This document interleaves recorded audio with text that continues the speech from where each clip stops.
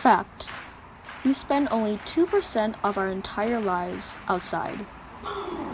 The first time I ever heard that literally made my jaw drop. Being an extremely active person outside, this comes as a surprise to me. Albeit, I'm unusual. My mother is the director of gardens at the Hemmingford Estate. So, I was essentially at birth forced to come along and help out in the gardens.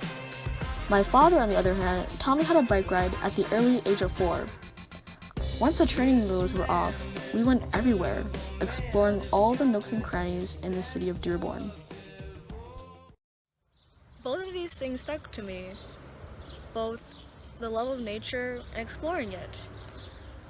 Whether that be by bike, foot, or car, I try to incorporate them in my daily life in one way or another. However, as we continue to progress in a more technology-dominant world, we as a society stray farther and farther away from the simpler things in life that are meant to be cherished.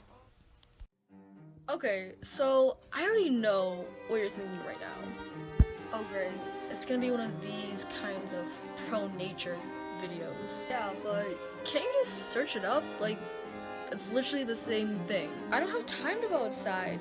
I'm in school. I have too many things to do. Is she gonna be the next Michelle Obama or something? Forcing kids to go outside and be active?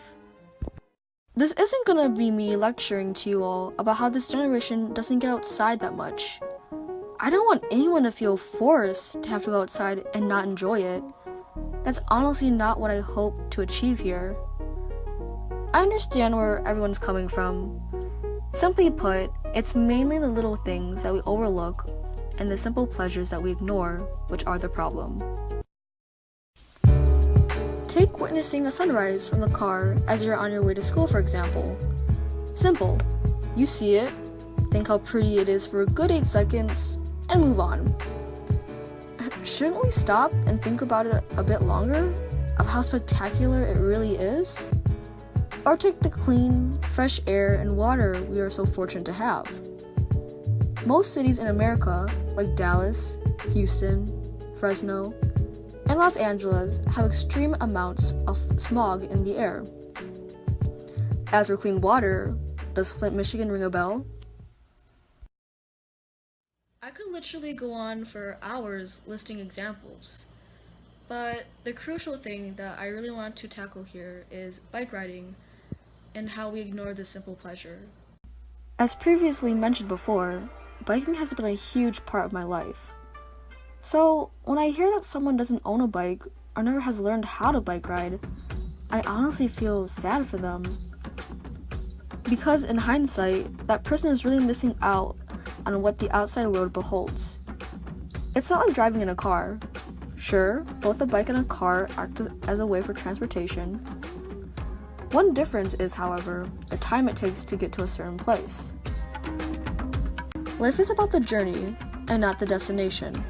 And sure enough, bike riding is literally the embodiment of that quote we hear so often. Through biking, we get to experience the world in a more up-close and animated setting. However, with pictures, we are simply informed about what that said place looks like, but cannot engage all 5 senses and leave with an impactful memory. Not only that, but by bike riding, one can be more engaged with their own community and feel as if they're actually a part of it. You also discover things that you may previously not have in the car. Fact: we spend about 26 years asleep in a lifetime. In retrospect, that's a significant portion of your life being lifeless.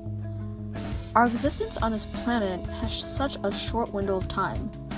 It's almost kind of scary. So, get outside.